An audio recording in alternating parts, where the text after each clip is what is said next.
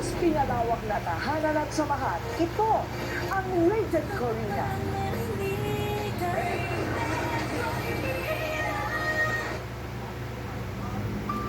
This is our territory. Station lang ng mga fisherman natin. Abay's Normal Park 1 and 2 and 3 full hour na po. Sama tayo sa pagtulong. Tayo ang liko, tayo ang kapamilya.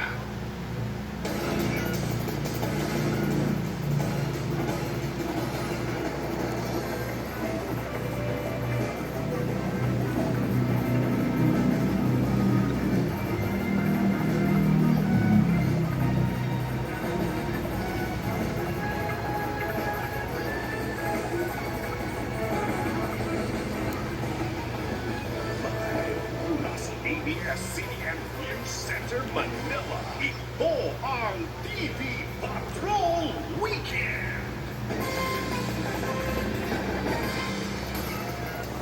Magandang hapon, Pilipinas! Kami ang mga patrol ng Pilipino. Nagbabalita at naglilingkod sa inyo saan man sa mundo. Sa ulo ng mga nagbabagang Maaga pa kasi Pentecost weekend. Okay lang yun. Sa Quezon City. Biktima, nag-aayos ng sinampay sa kasagsagan ng ulan. Mabaga. Pero okay lang yun. Malapad daw Pentecost weekend, 5:30 pa. Struktura, kabilang ang flood control projects na wasak. Mga bahay, tinangay ng Wasak?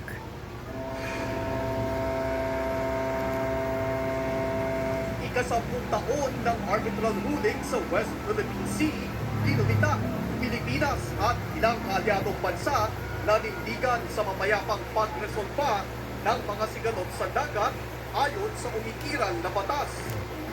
Hindi naman po minamadali yung proseso. Senate Impeachment Court Presiding Officer Francis Escudero aminadong naging mabagal ang usad ng mga unang araw ng paglilitis. Sinagot din Then, ang Arini. nakapimbing hiling na TRO sa Korte Suprema laban sa kanyang pagkakapiling sa pwesto. Pinay tennis star Alex Ayala binigyan ng Heroes Welcome sa kanyang pagbabalik bansa. Panalo sila kasi yung Pentecost weekend. Blooms, nag-party-party sa sold-out concert sa Cebu. Kapamilya, kalulus-lunos Ito nasa ang Pentecost. sinapit ng tatlong magkakapatid na nasa wing matapos makuryente sa kanilang apartment unit sa barangay Pinyahan, Quezon City. Nagsasampay umano ng damit ang isa sa mga Hello? biktima ng siya'y makuryente. Tinangka siyang iligtas ng dalawang Maga kapatid, pa. pero nadamay din sila. Nagpapatrol Nagagawang sila, oh. Liza Aquino. Nagagawang sa kuryente. Suot ang mga rubber gloves.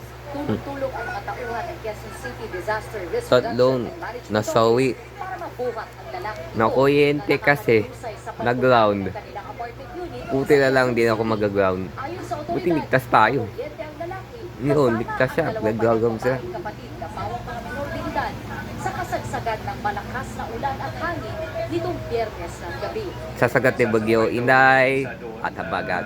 Ngayon sa bagat. Kapatid. Then, Sasagat. nung sumigaw ng aray, yung isa, Ng tinulungan Bagyo ng isa. Inday at saka Bumulong yung Ayhan isa, sa bagat. Actually, yung panganay. Yun. Eh, nung napansin nung pangatlo na hindi na sila umiimik, sumunod din. Kasi para tulungan, alamin kung ano nangyari. Oh. And yun, nakuryente din yung pangatlo. Nung time na yun, ma'am, ay umuulan. Kasi sabi nung biktima, hindi naman akalain mo na may ganun, may kuryente dun yung hinawakan ng biktima. We have to check, we have to make sure na the first responders are always safe. Kaya since electrical po yan, kailangan talagang hanapin muna yung source bago makapasok dun sa place, dun sa site. Isinugod pa sa ospital ang mga biktima pero idineklarang dead on arrival. 19 years old ang lalaki habang Yun, na-declare na. at 12 years old naman ang dalawang babae nasa wing. Tanging na nakaligtas ang 9 years old nilang bunsong kapatid. Nabatid na tutulong din No. sana ang bunso. Na-declare. Pero nakatras ito na maramdaman ang kuryenteng dumaloy sa kanyang katawan. Yung pang-apat, sumunod din, kaso nag-ground siya. Kaya ang ginawa niya, kung makita niya Na-declare dead on arrival. niya magkapatid, tumawag na siya ng tulong dun sa baba. Tumanggi magbigay ng pahayag ang kaanak ng mga biktima. Ayon sa pulisya, hindi makapaniwala ang tatay ABS-CBN na sa News. isang iglap, sabay-sabay mawawala ang tatlong mahal sa buhay.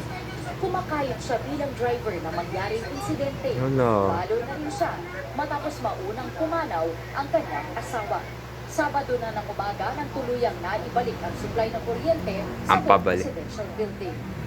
Mag-i-inspection bukas ang Quezon City Engineering Office sa naturang gusali at nangakong tutulong din Ay, okay na. sa City Local Government Unit sa pamilya ng mga nasawi. Nag Liza Aquino, ABS-CBN News. Patay ang 41 gulang na babae matapos mabangga ng isang SUV ang sinasakyang motorsiklo sa Ortigas Avenue sa Mandaluyong Biyernes ng madaling araw. Hello. Maaaring nasugatan ang PNPS rider. Sa investigasyon ng Ayun. Mandaluyong Police, binabaybay ng mga sasakyan Nakita ko ng hapon yung Ortigas Peticos Avenue Weekend. nang mabangga ng SUV ang kaharap na motorsiklo ng mga biktima. Wala po Sa siya sure. video na ilabas Wala ng daw. motoristang si Roel San Juan Candelaria, may sticker ng House of Representatives ang SUV na minamaneho ng isang 20 anyos na estudyante. Sa lakas ng pagkakasalpo, agad na nasawi ang babaeng sakay habang nagpapagaling ang 25 taong gulang na rider. Nakakulong na sa Mandaluyong City Police Station ang driver ng SUV. Sinampahan siya ng reklamong reckless imprudence resulting in homicide, physical injuries, and damage to property. Yan. Naalam naman ang Damage to posisyon ng driver property. ng SUV sa sinakyan nitong official vehicle. 5 bayan sa Occidental Mindoro ang binaha dulot ng habagat ng pinalakas ng bagyong Inday nitong Sabado. Umape na naman ang mga residenteng tapusin na ang mga flood control project sa lugar para mapigilan ang malalang pagbaha. Nagpapatrol, Dennis Datu. Binabaha. Binaha. Mabilis ang paglaki ng tubig sa Lumitaw River sa Kalintaan Occidental Mindoro. Kasabay ng malakas na buhos ng ulan. Nalubog sa putik ang palayan ni Tatay Rudy sa Barangay Tanyag. Kaya problemado siya kung mapapakinabangan pa ang kanyang pananim. Yung tanim na ganyan, kapag dinaanan ng mga lupay-pay yan, tapos dumidikit sa putik, ang doon sa isang kondisyon, may makabakon man, isa, dalawa na lang. Ang bubungan nun, mga ilan na lang ang bubungan. Higit 10 hektaryang sakahan na ang inabot ng ilog. Apektado ito ang mga sinasakang lupain. Kaya marami ang napipilitang maghanap ng ibang pagkakakitaan. Yung iba ay tumuwas ng Manila dahil wala na rin kabuhayan na sasakahin dito dahil kinain na ng ilog. At yung iba, nagtrabaho na doon sa San Jose. Himutok naman ang mga residente at mga lokal na opisyal ng barangay. Sana dinggin na ang matagal na nilang hinaing na magkaroon ng maayos na protection dive. Ito'y para hindi sana sila nangangampa sa kanilang kabuhayan at kaligtasan. Hindi lang kabuhayan, kagaya ng palayan ang maaaring mawala. Ang diretsyon nito ay residential area. Mas delikado. Hindi lang kabuhayan, pati buhay ng tao malagas panganib. News 5 at TV5. Dito sa Sichigutan, Barangay Tanyag, Kalintaan. News 5 ABS-CBN. Dati, ang lupang sinasaka ng mga taga rito ay nandudumpa sa gitna ng ilog ngayon. Pero dahil sa tuwing may bagyo o malakas ang ulan, lumalaki ang tubig sa ilog at kinakain na ng tubig ang mga lupang sakahan ng mga taga rito. Ang hiling nila, sana daw ay may maayos na protection dahil para hindi na maubos ang lupang kanilang sinasaka. Bumuho naman ang halos 20 metro na haba ng gabyon sa barangay New Dagupan na protection sana sa pag-apaw ng ilog nitong linggo ng umaga. Sana po ito ay ma-action na ang pagkulang mayos para madugtungan pa para po mga ngambay at mga ating mga kababayan na dito sa Nuwa, lalo higit ay nag-request din po ako ng panibagong po na listo para sa flood control sa region. Natatakot din para sa kanilang kaligtasan ang mga residente ng Barangay Bulawi sa bayan ng Santa Cruz dahil sa malalaking alon ng umahampas sa tubig ng habagat. Mapabawasan sana ang pangamba ng mga residente kung natapos sana ang flood control project noong nakaraang taon. Oh no. Bayan nakaranas ng Yun lang. pagbaha sa pananalasa ng habagat, kabilang dito ang Sablayan. Apek ng baha. Rizal, San Jose, Magsaysay, Kaanligtaan, sa Cagayan. Government na yun nga, kung may mga naumpitahan na at matiyak din natin na yung mga ginagawa nating flood control talagang resilient siya doon sa lakas ng tubig na posibleng bumangga sa kanya dahil nasasayang yung ating proyekto kapag siya ay hindi matatag. Umaabot sa 180 pamilya ang binika sa Occidental Mindoro dahil sa pagbaha nagdulot ng habagat. Dennis Dato, ABS-CBN News, Occidental Mindoro. Nasawi ang 68 taong gulang na lolo matapos matapunan ng bumuhong lupa ang kanyang tirahan sa Tubuhan, Iloilo. Mahigit 100 bahay naman ang pinasok ng tubig dahil sa habagat habang bumigay ang hanging bridge sa Leon, Iloilo sa lakas ng ulan. Nagpapatrol, Ronen Escaniel. Patunay ng bagsik ng habagat na pinalakas ng Bagyong Inday ang pinsalang iniwan ito linggo ng madaling araw. Naputol at tumigay ang hanging bridge sa Barangay Carmando Leon, Iloilo. Ayon sa mga residente, ang malakas at walang tigil na ulan ang dahilan ng pag-apaw ng ilog. Dahil sa nawasak na tulay, hindi makatawid Bagsak. ang mga residente papuntang bayan. Sa Barangay Buyuan, Tigbawan, Iloilo, mahigit 100 bahay ang lumubog sa baha. Dahil sa sama ng panahon, Sabado ng gabi. Halos walang naisalbang gamit ang mga residenteng biglang napalikas dulot ng flash floods. Nanatiling nasa evacuation center ang mga binaha. Sa Tubungan, Iloilo, pinagtulungan ng mga rescuers na ma-recover ang labi ng 68 anyos na lolo matapos matapunan ng bumuhong lupa madaling araw nitong linggo. Ayon sa otoridad, nangyari ang landslide habang natutulog ang biktima sa kanyang bahay. Inabot ng mahigit 1 oras bago na-recover ang bangkay. Pinasok naman ng baha ang ilang bahay sa Barangay Balantad, Gimbal, Iloilo, Sabado ng gabi dahil pa rin sa walang patid na ulan. Nagtulong-tulong ang mga residente para mabilis na maisalba ang kanilang mga gamit. Nasagip naman ng Philippine Coast Guard ang 19 na individual na na-trap sa ilalim ng Tumagbong Bridge sa Miagao, Iloilo nitong Sabado. Kabilang sa mga nasagip ang 9 na bata at 10 matatanda. Sa Barangay Union, Libertad, Antique, namataan ng mga residente ang pagkabuo ng water spout nitong Sabado. Sa video nakuha ni Mark Andy Ambong, makikita ang ipo-ipo na namuo sa dagat Yun. at tumagal ng Naipo-ipo. 2 minuto. Walang nasaktan na inulit na pinsala ang ipo-ipo.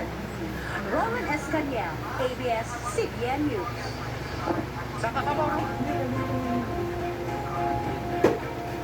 Yan tunay ng liberal arts.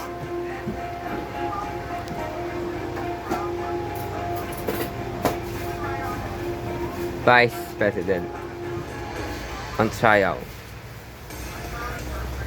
Tiwala si Presiding Officer Senator Judge James Escudero na mas bibilis na ang proseso ng impeachment trial ni Vice President Sara Duterte sa mga susunod 4:30 to 6:50 p.m. tayo na yun. Naniniwala naman ang kampo ng vice na handa One sila of the sa 5:30 to ikalawang linggo ng paglilitis. 5:30, 6:30, Nakatakdang and 5:40 to isala 6:30 ng p.m. prosecution sa witness stand si National Bureau of Investigation Regional Director at Senior Agent Jeremy Loto.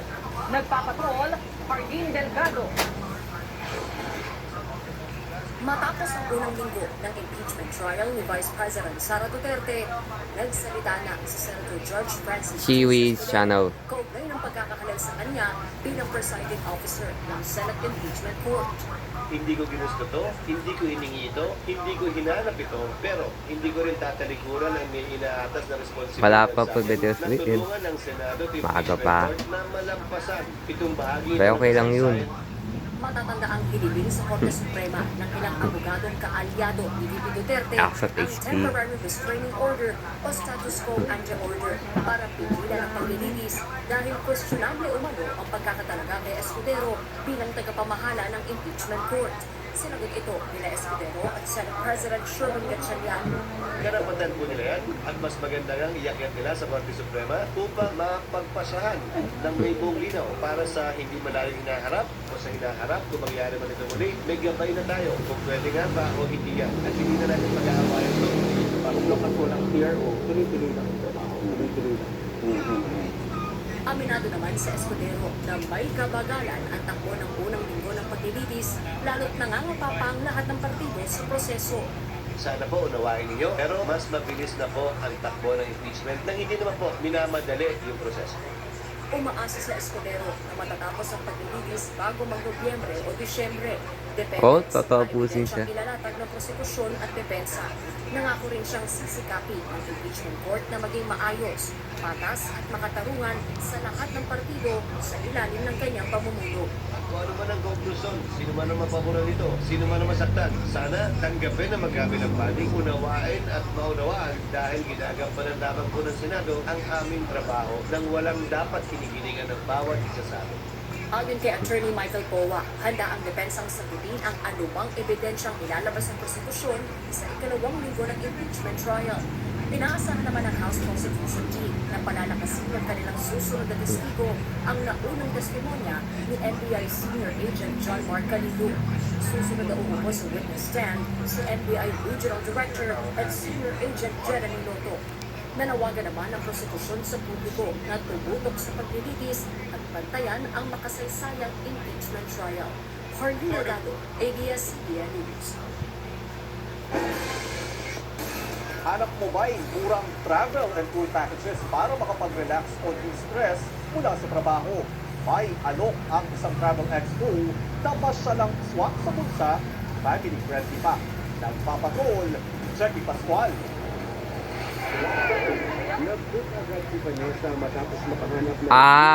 Murang package alo sa isang travel expo. Dapat magbibiyahe sa mga ibang flights sa Asia, sa Vietnam naman, Southeast Asia. Makita na sa boat view. Binago noong 2024. Nung idated sa Line 1, merong nakabukas noong last year. And there's so many cities to go, right? Vietnam, Hanoi, Saigon, Sayang Vietnam noong February. May pasok, di pwede. After na lang muna. The Asian products are booming, especially after the war in Middle East. And we're hoping that this Christmas After na lang, no? mas lalo pa na dami mga travelers sa Pilipino. Sa datos ng Vietnam, May Vietnam plane. Ho Chi Minh City. Sayang. Pinakamaraming bisita nila. Maraming Indo. Hindi kayat pa rin ng travel groups sa mga Pilipino na ikutin ng Pilipinas at May mabubook sila papunta ng Department of Tourism basis yan. that discover more to love in the Philippines. Maraming murang packages rin ang inaalok sa expo. Every time we book Tara accommodation, sa Vietnam Pinoy. we help sustain tourism jobs. We support tourism businesses and inject life into our economy.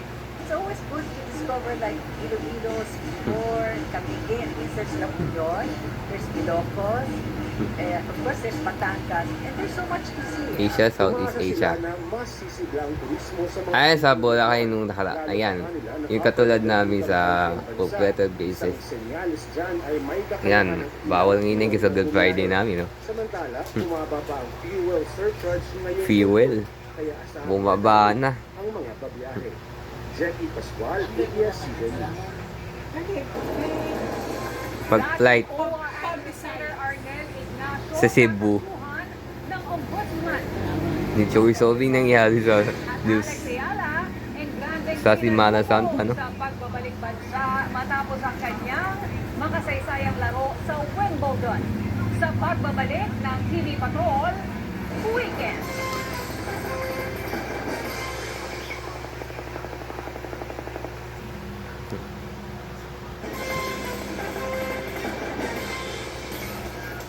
Inugunita ngayong araw ang ika-10 anibersaryo ng Arbitral Award kung saan pinagtibay ang karapatan ng Pilipinas sa West Philippines. Short ads lang po. Muling kinilala ng Pilipinas at 13 bansa ang ruling bilang pinal at legally binding.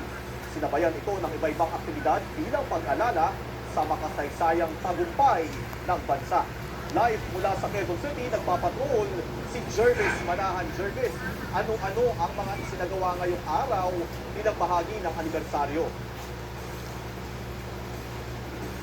Yes, Adrian, isinapubliko na nga dito sa Quezon Memorial Circle ang kauna-unahang monumento na nagbibigay pugay sa mga mangingisdang Pilipino sa West Philippine Sea. Ito ang West Philippine Sea Fisherfolk Monument na tinasinayaan kasabay may kasapong anibersaryo ng paglabas ng matagumpay na arbitral ruling.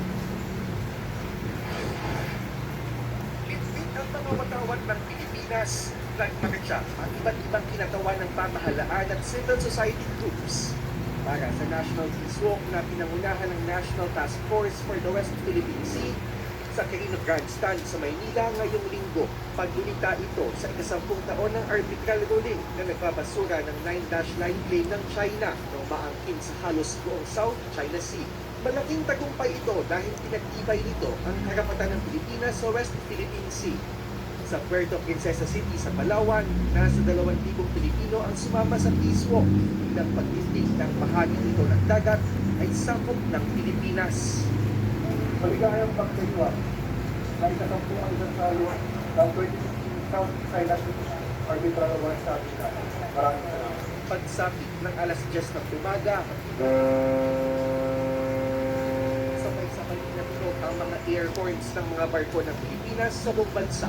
Pinangunahan ito ng PRP Teresa Magbanwa sa Maynila. Hindi lang po ito ang pagbibigay ng karapatan sa bawat mamamayang Pilipino ng ating exclusive economic zone, ang ating sovereign rights. Ito rin po ang pagkakilala sa ating pong karapatan, particularly natin po mga mangingisdang Pilipino sa kanilang pong mga pangingisda, particularly sa area po ng Baguio Masinloc and West Philippine Sea.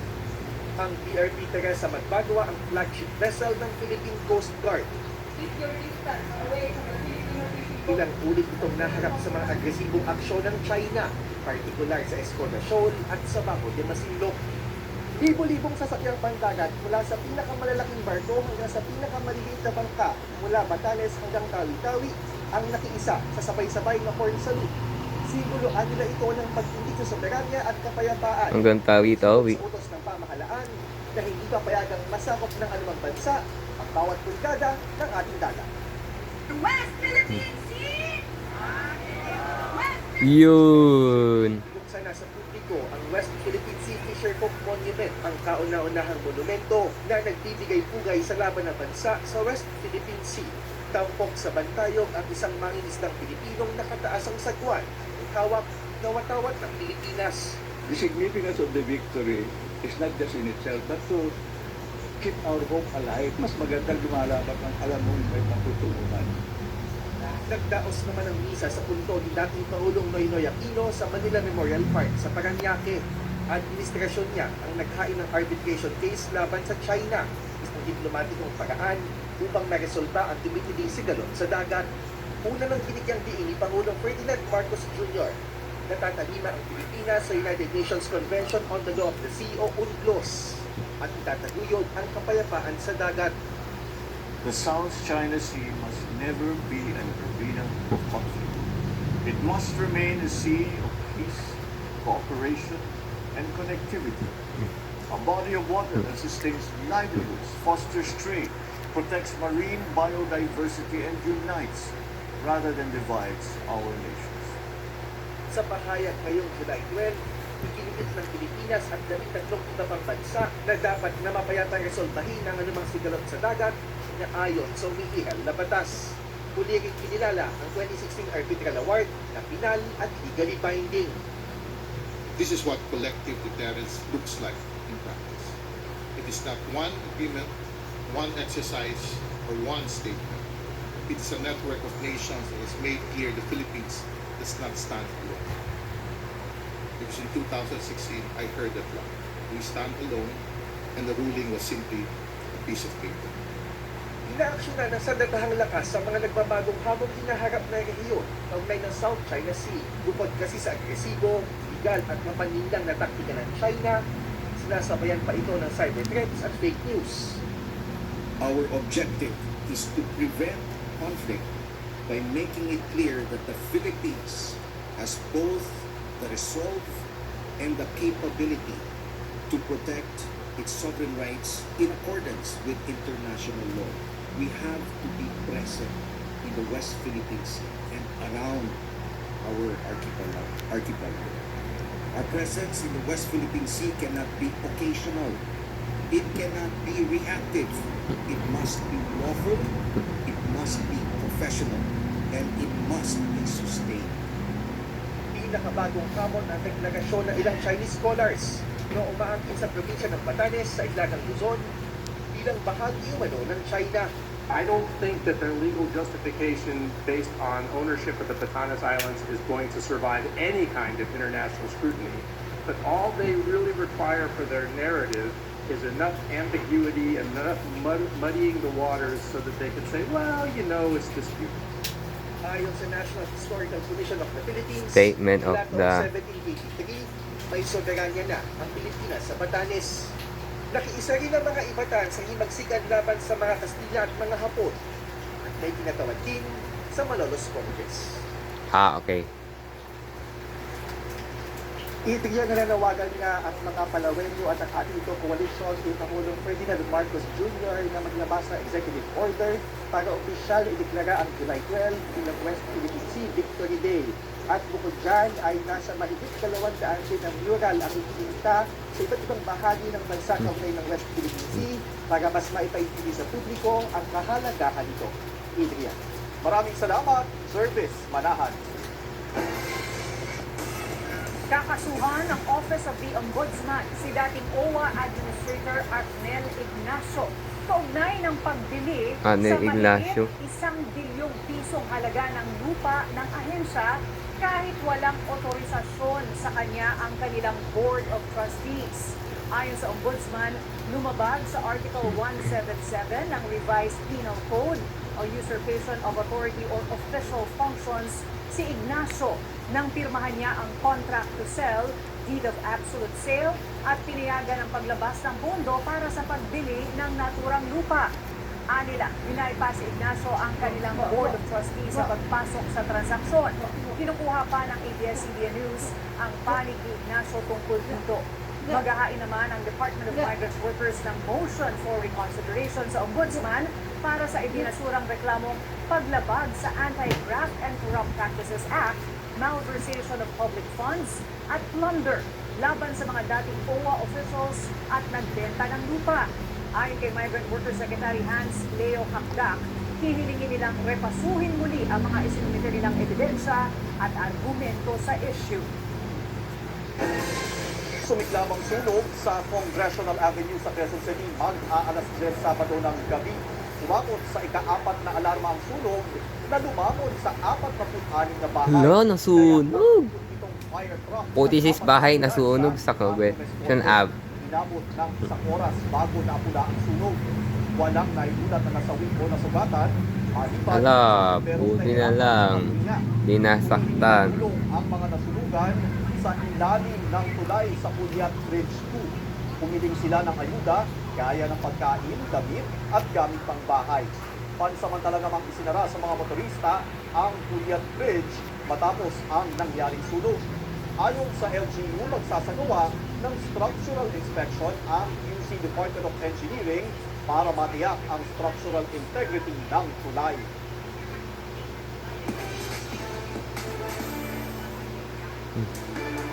Hot topic sa fans sa pinakabagong season ng House of Dragon, ang prequel ng Game of Thrones series. Bigatin ang produksyon at matindi ang aksyon para sa inaasam na Iron Throne. Nagpapatrol, Gretchen Pulido. Team Renera o Team Aegon ka ba? Bagong season 3. Yan. House of the Dragon, ang prequel ng Grabe din niya. Thrones series. Ikikwento ni Steve Toussaint na gumaganap bilang si Lord Corlys Velaryon ang napakalaking hamon sa pagbuo ng epic battle scenes ngayong season 3. Hindi biro ang produksyon. 4 na full-scale ship sets ang ibinuo at higit 3 milyong litro ng tubig ang ginamit para sa Battle of the Gullet. Nakapagtala pa ng bagong world record ang produksyon matapos sabay-sabay na sinambihan ang 23 slot performers sa isang crew. They're throwing corpses at us, firing water cannons at us. So that stuff was tough. And surprise, surprise, the British summer betrayed your queen. Mas lumalala ang pagkataksil at digmaan sa Westeros. Habang ipinaglalaban ni Queen Rhaenyra Targaryen ang kanyang karapatan sa Iron Throne. In war, there are no winners. The only winner is war itself. I think that is how Corlys feels. by the end of that battle. Inaabangan na ng fans ang epic battle of the dragons in Queen Rhaenyra at King Aegon. Pero habang umiinit ang labanan para sa Kasi magka-commercial break na po. mas lumalabas ang tunay na kapalit ng labis na paghahangad sa kapangyarihan. Which emotion do you think viewers will feel the most this season 3? Is it awe, heartbreak, anger, or shock? And why? Good one. I think if they have been following this journey from the start, from season 1, then it will be heartbreak, because we have done our very best to try and create an emotional connection with the characters, so that if somebody should die, and this is Westeros, people do die, you would feel that particularly, so that nobody's death goes for nothing. Mapapanood ang bagong episode ng House of the Dragon Season 3 tuwing Lunes sa HBO Max. Ang season finale ay ipapalabas sa August 10. Okay. Gretchen Pulido, ABS-CBN News. Mga lokal na opisyal sa Sarangani Province hirap makahanap ng ligtas na mapaglilipatan ng mga residente Sarangani. na magkasunod na sinalanta ng lindol at habagat. Mga haligi ng OPM at New Gen Hitmakers nagsama-sama sa isang Revive order dito 610 tayo na yun. pagbabalik ng TV Patrol Weekend.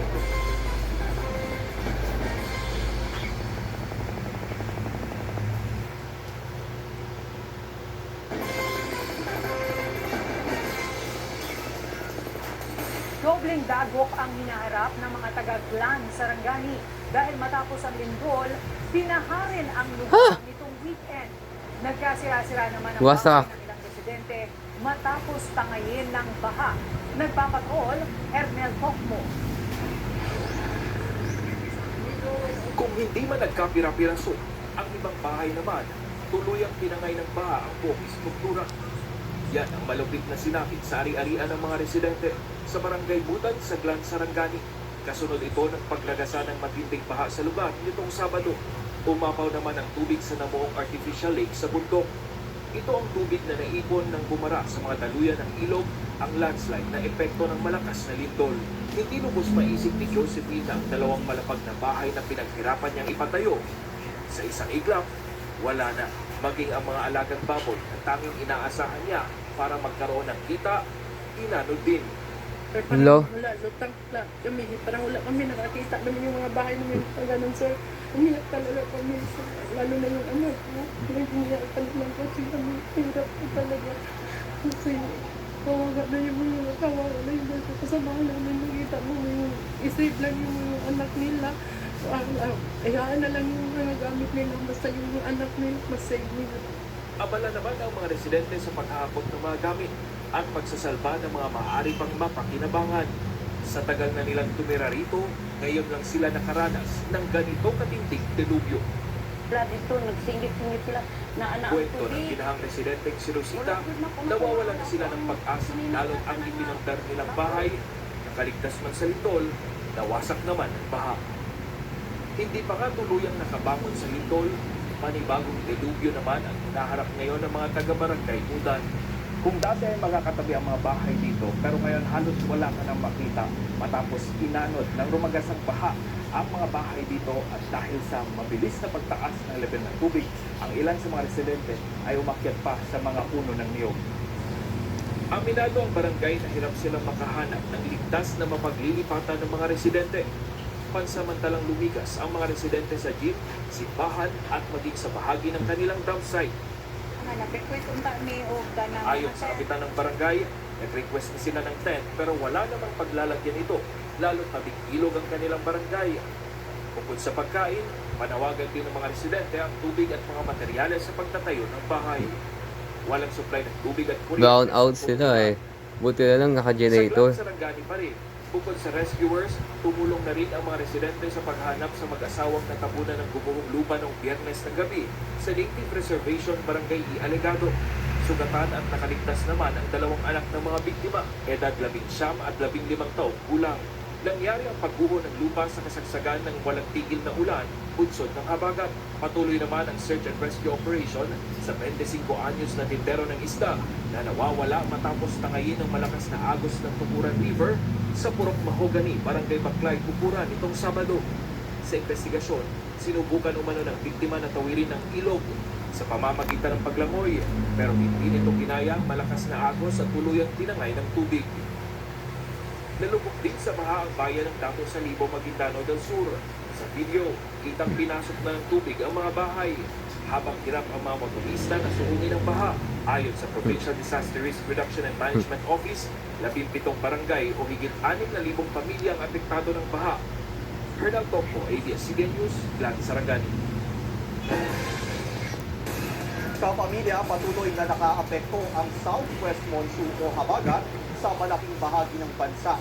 Ayon sa Pag-asa, dahil sa habagat, maulap na papawirin at kalat na pag-ulan at thunderstorms ang mararanasan sa Metro Manila. Bukas may pasok na.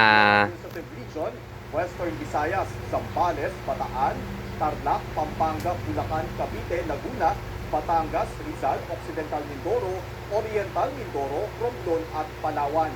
Ang natitirang bahagi ng Luzon, partly cloudy to cloudy skies with isolated rain showers o thunderstorms ang aasahan. Habang sa Mindanao, bahagyaring maulap hanggang sa maulap green na may paminsan-minsang pag-ulan o thunderstorms ang mararanasan. Samantala, isang low pressure area ang binabantayan ng Pag-asa sa labas ng PAR. Pero sa ngayon, mababa pa ang tsansang maging ganap itong bagyo.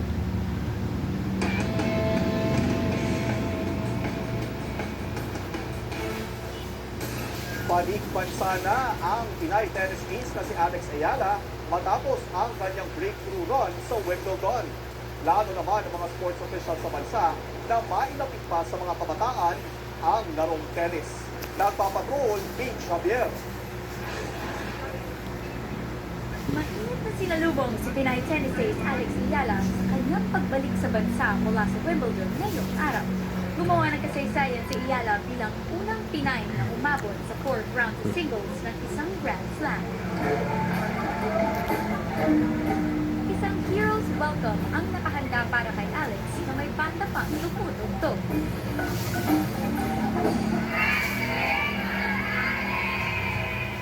Masagaling nagkabang ang iyong kabataan mula na botas at mga atletang sabik makita ang kanilang ate Alex. Sinalubong si Alex ng ilang sports officials, kabilang si Philippine Olympic Committee President Abraham Pambo Tolentino, Philippine Sports Commission Chairman Patrick Gregorio, at PhilHealth Secretary General John Lee Bianco. Ayon kay Bianco, karapat-dapat bigyan si Alex ng engranding pagsalubong dahil itinuturi siyang modern-day hero ng mga Pinoy. It's not just about Wimbledon or just one match or one game, no? So yung buong journey niya, hindi lang siya magaling mag-tennis, no? Parang napakaganda ng kanyang values at character. Magandang ehemplo sa mga kabataan. We're very proud of Alex. Welcome home, our national, one of our national treasures. Para sa top sports officials, kailangang iangat ang antas ng tennis sa bansa para matulungan ang mga batang nais sumunod sa ipak ni Alex Ayala. Kailangan mas dumami ang courts, maging available sa lahat ng lugar. Kailangan may magandang programa. What we're trying to bring in now is more international tournaments at for the juniors. Target naman ng PSC na magkaroon ng mas madaming regional training center para ma-develop ang mga tennis player mula sa probinsya. We have to make sure na katulong ng Philippine Sports Commission si Alex para mahikayat, kumbinse, ma-inspire bilang Philippine Sports Commission at lahat ng LGUs, maybe to put up tennis courts all over the country, to organize more tennis events all over the country. Hindi naman maitago ni Alex ang saya sa pag-uwi sa bansa, lalo na nang marinig at makita ang mga hiyaw at kaway ng mga kababayan. Congratulations sa atin! Sa mga susunod na araw, dadalo ang Pinay tennis ace sa ilang events, kabilang sa meet and greet sa kanyang fans. Pagkatapos nito, balik tennis court si Alex para maghanda sa pagsisimula ng hardcourt swing. Una siyang lalaban sa Mubadala DC Open sa Washington, D.C. at sa magkasunod na WTA 1000 event sa Toronto at Cincinnati. Paige Javier, ABS-CBN News. Up next. Sunod, Beanie members kinilig sa Blood Dance cover ng ITZY member sa pagbabalik ng TV Patrol Non-stop po. Weekend.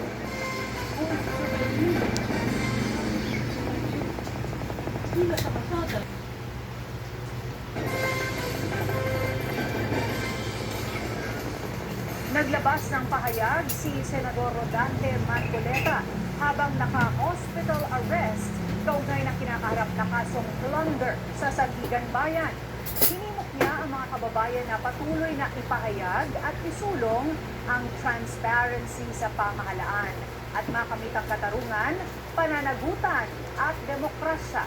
Sa hiwalay ng pahayag, pinuna ni Senador Panfilo Lacson ang lagi na lang pagka-ospital ng mga kilalang personalidad na nahaharap sa kasong kriminal sa korte o contempt sa Kongreso. Ayon sa senador, lagi naglalabasan ng sakit ng mga naarestuing individual. Kaya sa ospital ang kanilang bagsak imbis na diretso sa detention center. Kapwa naka-confine ngayon sina Marcoleta at dating Public Works Secretary Manuel Bonoan sa PNP General Hospital dahil sa kanilang kaso sa Sandigan Bayan. Kinwestiyon din ni Lacson kung sino ang nagbabayad sa pananatili nila sa pagamutan na laan sana sa mga pulis at kanilang pamilya. Nais itong linawin ni Lacson sa PNP at DILG kapag pinalakay na ang panukalang pambansang budget para sa taong 2027. Mas kaunti na ang mga Pilipinong nagpapakasal habang mas marami naman ang pinipili munang magsama o ang tinatawag na live-in kahit hindi pa kasal. Ayon sa pinakabagong datos ng Philippine Statistics Authority, patuloy na nagbabago ang paraan ng pagbuo ng pamilya sa Pilipinas. Nagpapatrol, Rafael Busano. 4 na taon na nagsasama sa isang bahay ang magkasintahan na si Paulina Gerald. Kapwa nilang pipili ang ganitong setup kaysa agarang magpakasal kahit pa pareho naman silang may magandang trabaho.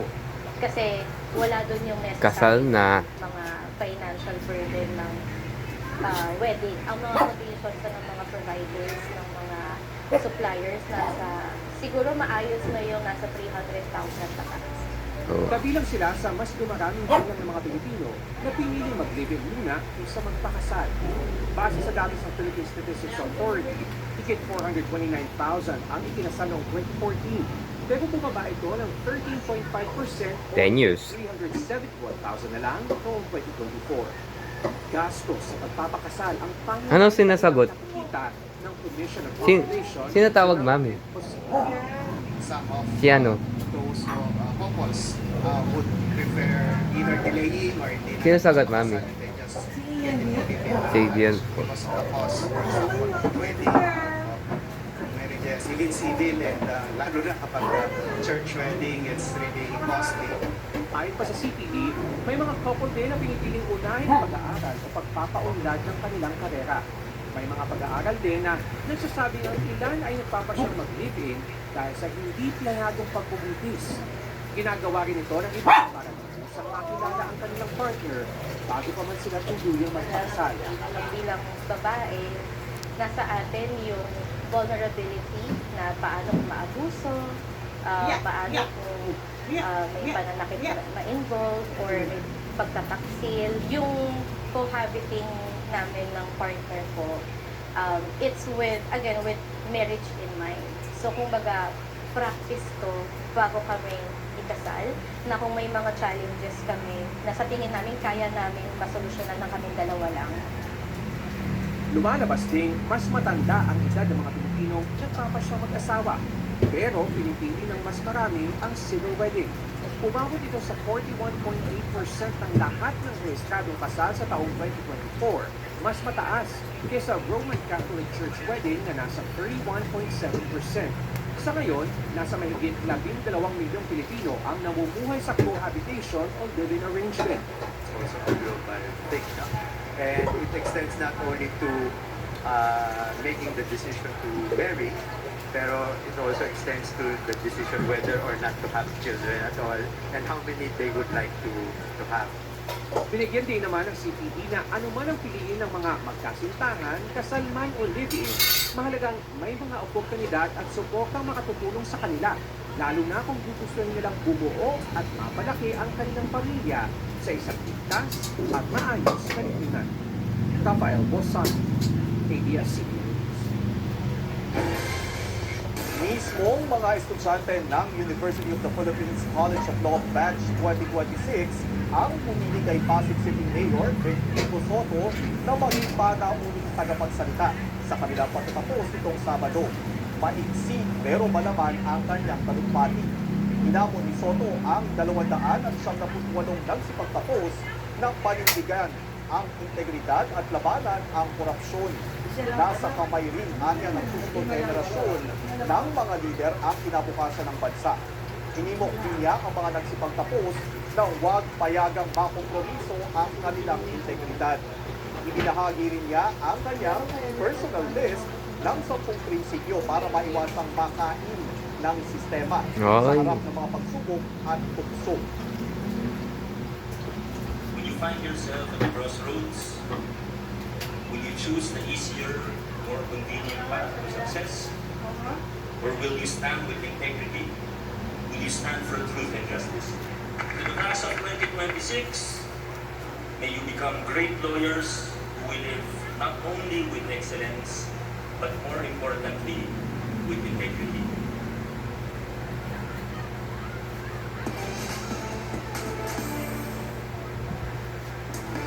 Patuloy na namamayagpag ang OPM. Sinimulan na ng Aces of P-Pop BGYO ang kanilang on-demand mall tour. Si Moira naman nakatakdang mag-concert sa Oktubre. Unforgettable naman ang surprise collabs sa OPM Con Generations 2026 sa The Big Dome Sabado ng gabi. Nagpapatrol Ana Cerezo. Nagsama-sama ang mga haligi ng OPM at mga hit-drinker ngayon sa mga pasabog ng collab na handog ng OPM Con Generations 2026. Headliners ang Kings of P-Pop SB19 at ang nakakolab nila ang rock royalty na si Bamboo. Approved din ang production nila SB19. Nako-concert naman sa fans. Performers sa concert. Ilan pa sa sorpresang Saning Puwersa ang produksyon ng Kaya kasama si Sam Concepcion, Ben and Ben at Armin Nalaren, Logie at Chico Miranda, Alamat kasama ni Jen Tangan, Santis Lola at Hiro at Custom kasama ni Jay Durias pati Yuri Do. Kasama din sa lineup ang Sonara at G22. May pa-collab din si Moira sa listening party at launch ng kanyang I'm Okay Deluxe album. Nagpasapol Si Moira siya ng title track kasama si sa Paolo party. ng Benedict at Barig kasama ni Jonoy Danao.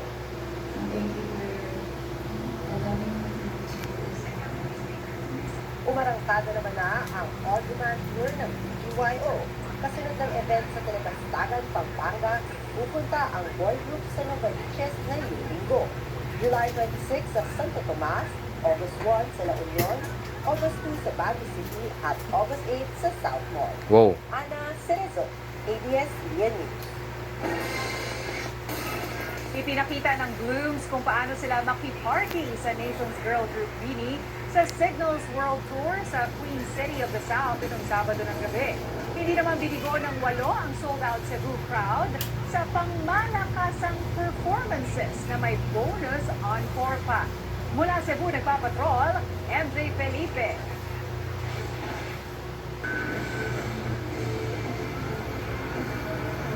The Beanie Philippe fever was on. Electrifying ang opening number ng Nation's Girl Group sa Signals World Tour sa Cebu. In tip-top shape ang girls, bigay na bigay sa bawat sayaw. At ang kanilang outfits, inspired ng sikat na Sinulog Festival ng Queen City of the South. Ginataw ng girls ang fan favorites sa kanilang Outfit. discography. At nagpakaangas sa back-to-back new tracks na Sugar Rush at Step Back. Chill muna ang 8 sa katabi. Pero napatayo ang crowd nang bumaba ang girls para maki-honey honey at tic-tac-toe sa blues.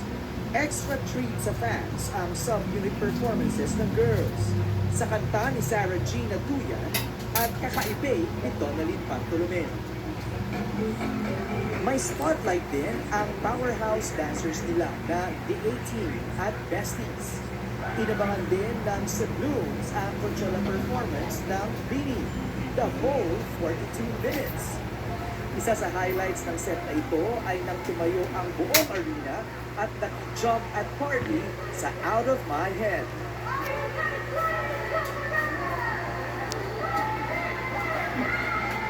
Talagang party all night, lalo na nang sumayaw ng girls ang A Parallel World na kinanta nila para sa DreamWorks animated movie na Forgotten Island.